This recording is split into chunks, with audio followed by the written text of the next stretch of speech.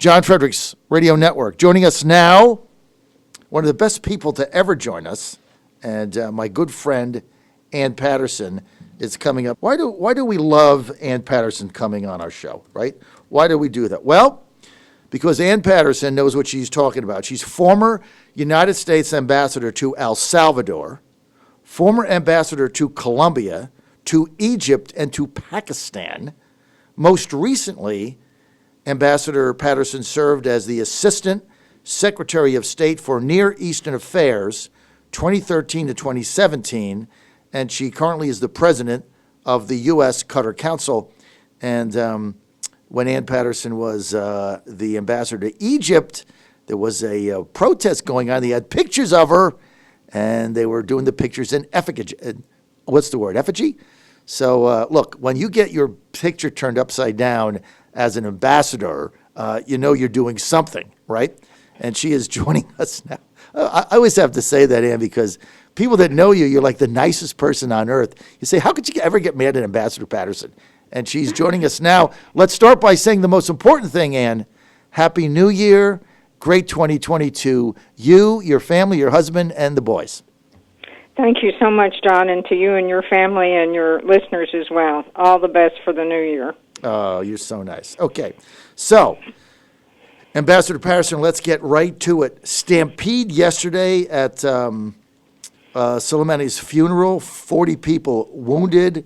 40 scores wounded. 40 people dead. Huge crowds of mourners packed the streets of Kerman, the hometown of the killed Iranian military commander. People screaming "Death to America" in the streets. I know, Ambassador, you've seen this before. What does it mean?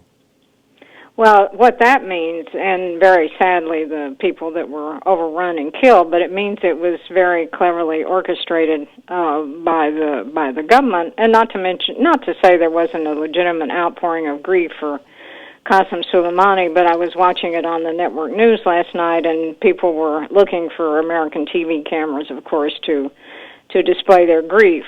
So, yes, he was a very important figure. I think in many respects he's been overrated. John, really? I bet I've read 100 commentaries on this situation, and I think the bottom line is that nobody knows what's going to happen. He gets credit for keeping Bashar al-Assad in power in Syria, and that's not right. It was Russian air power that kept Bashar in power in Syria. So, but he was a hero. He was very charismatic. Yes, I think it's a very significant event that he's been killed. So the Iranian foreign minister, who, as you know, was at the Doha Forum, made a speech 2 years ago. He was there. He had an interview, and I had a chance to sit down with him. Very fascinating guy, Foreign Minister Zarif. He vows a response to what he calls the U.S. act of war. I don't think he throws that around lightly. What do you make of that? No, I think I knew Zarif when I was at the U.S. mission to the United Nations in New York, and Zarif is one of the most articulate and canny spokespersons for the Iranian government you could possibly imagine. But I also don't think the Iranians are crazy, and I don't think that they go up against the U.S. military. When President Trump said he had 52 targets, I don't know how many targets the U.S. military has in Iran, but I suspect that many of these targets have been identified literally for decades, domestic refineries, shipping points, places like that. So I don't think they're going to go up against the U.S. military. What they're going to do is bide their time. This is what history sort of shows us. They're going to bide their time, and then they're going to take action against much softer targets. And what they've really developed in the past 20 years is a cyber capability. I think that's sort of underappreciated. So they have cyber capacity they could use against the U.S. or our allies. And then there are issues like the attack they made on the barracks in Saudi Arabia, Khobar Tower. So they'll wait, and they'll use their proxies. But I think it's a foregone conclusion there'll be retaliation. But it'll be not so obvious. It'll be a lot harder to pin the blame on them than a direct military confrontation. Ambassador Patterson, would it be fair to say that the Iranian regime has got to retaliate to save face. Is it fair to say their retaliation is going to be measured to placate the hardliners, but done such a way that is not going to initiate President Trump to make another response, which I doubt the president really wants to make? Is that the way you see it? Yeah, I think that's absolutely that's well said, John. I think that's absolutely what they'll do. They'll wait. I mean, they don't have to rush into anything. They, everyone's in a state of panic. We've deployed troops to the region. It's all breathless. They can just sit and bide their time, and then they'll do something that's American intelligence can probably ascribe to them after some analysis, but it won't be obvious. I think they'll just wait and do something, maybe in some third country. They have assets all over the world. It's not inconceivable they could do something to U.S. interests in Latin America or Africa. Let's get to Iraq. I'm sorry. So the Iraq parliament meets in the wake of the General Soleimani killing. They declare that they want to expel foreign troops, which would mean expelling U.S. troops, although that's going to be up to the Prime Minister. Walk us through that decision, Ambassador Patterson. So, John, I think this is the biggest cost, really, to killing Soleimani, and that's the pressure it's putting on Iraq. And what I've seen over the past week or so is lots of editorials calling for the withdrawal of U.S. troops from Iraq. We've got about 5,000 troops there, and I disagree with that. We need those troops there to continue to combat ISIS, to support our troops in Syria, to train Iraqi forces, and we saw what happened vividly when we pulled out the troops in 2011, and ISIS grew exponentially and threatened the entire region. So I think we need those troops there. And this killing of Soleimani has put a lot of pressure on the Iraqi government. It's put a lot of pressure on public opinion, and it's very unfortunate because there were demonstrations against the government and the Iranian influence in the government before this took place. Mm-hmm. I suspect the troops won't leave. I think this vote by the parliament was sort of a notional vote. It's not binding, but we'll see. I think there'll be a lot of pressure on the Iraqi government, and God knows we've worked hard to sustain that since 2003, quite apart from whether going in there was a mistake to begin with. You're on the John Fredericks Radio Network. We're with Ambassador Ann Patterson, former U.S. Ambassador, El Salvador, Colombia, Egypt, Pakistan. Served as Assistant Secretary of State under Secretary of State John Kerry for Near Eastern Affairs 13 to 17, now President, U.S. Qatar Council. Ambassador Patterson, so the vote that was taken, you think that was more of a public relations vote than a binding vote? And yeah, right? I think so. I mean, I'd like to think so. I hope I'm not indulging in wishful thinking. Now, there are lots of Iraqis that want us to stay.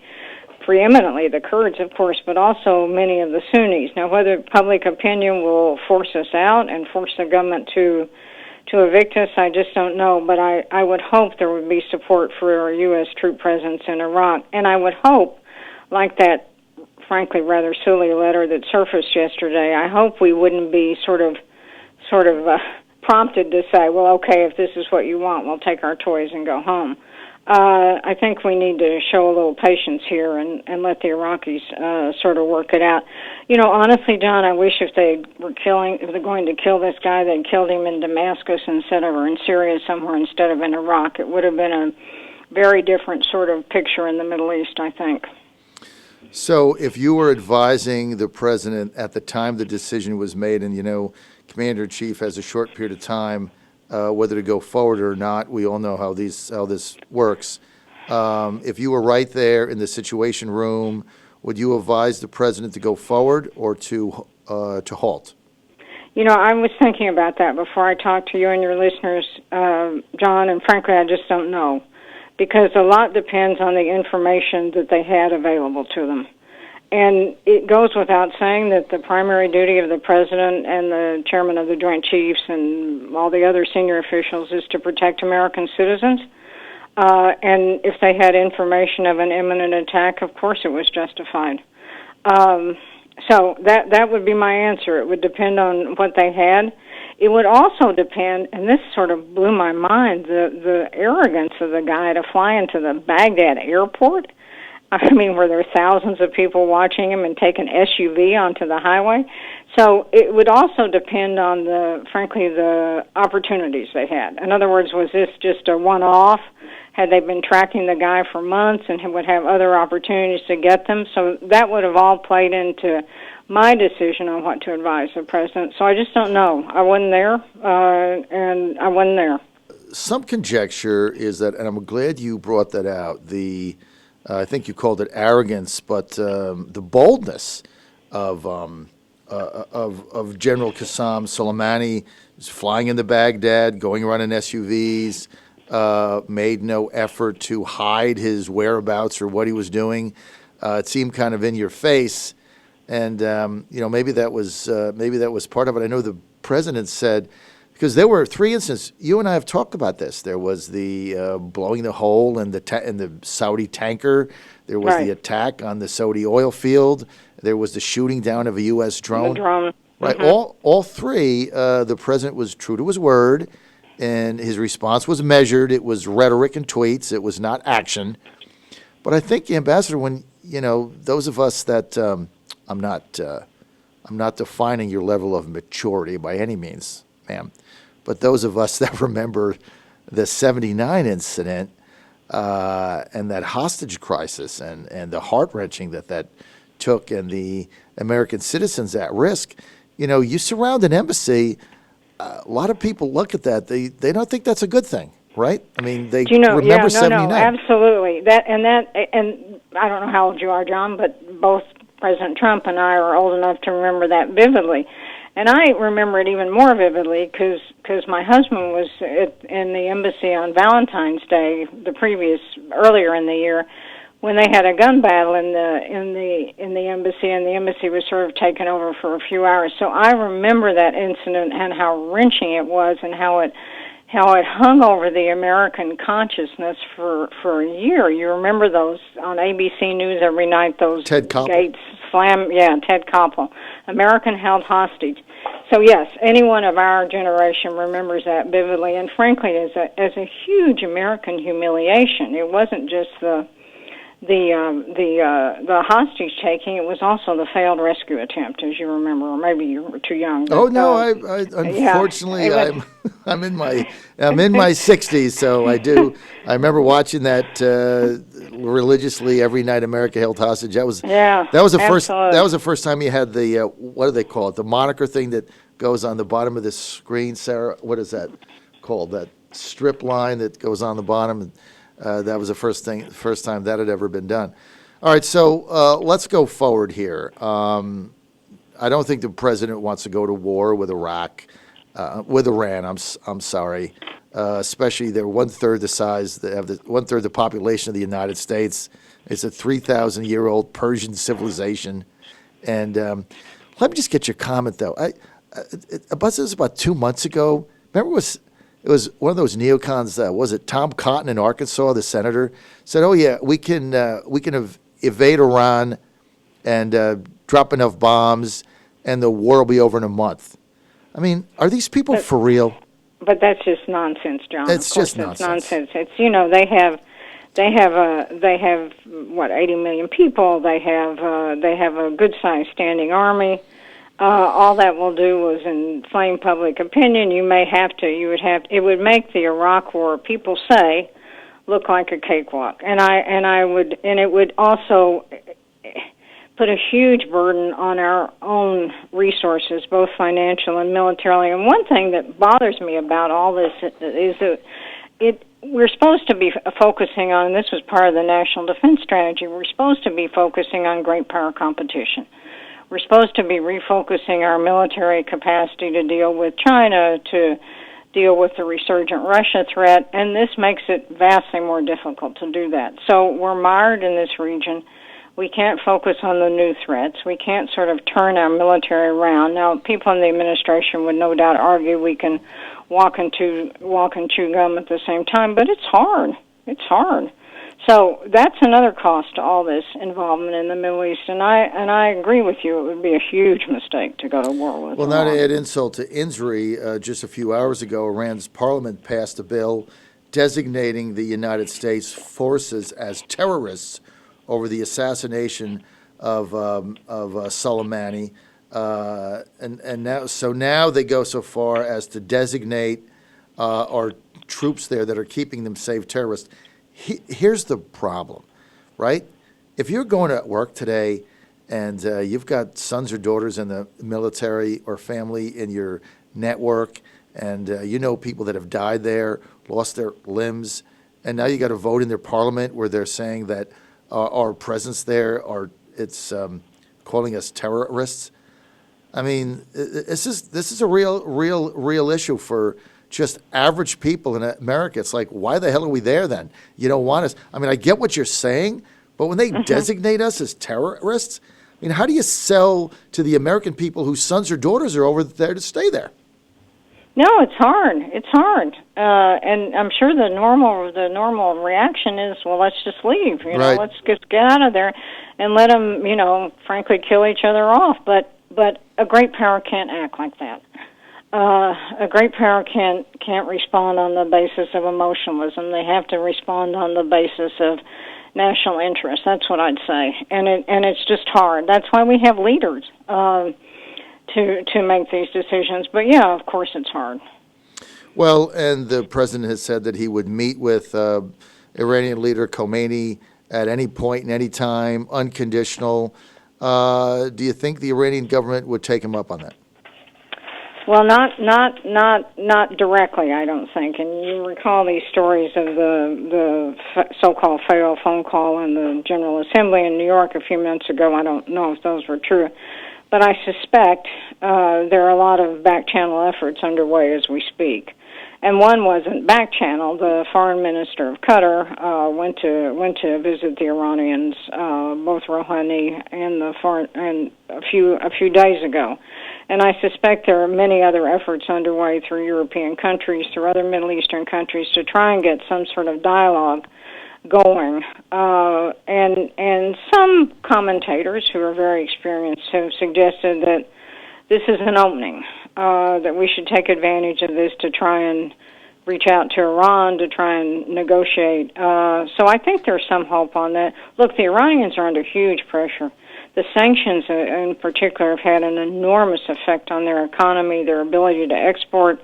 They're huge. There's growing social unrest. So I suspect it's probably advisable to explore some kind of dialogue.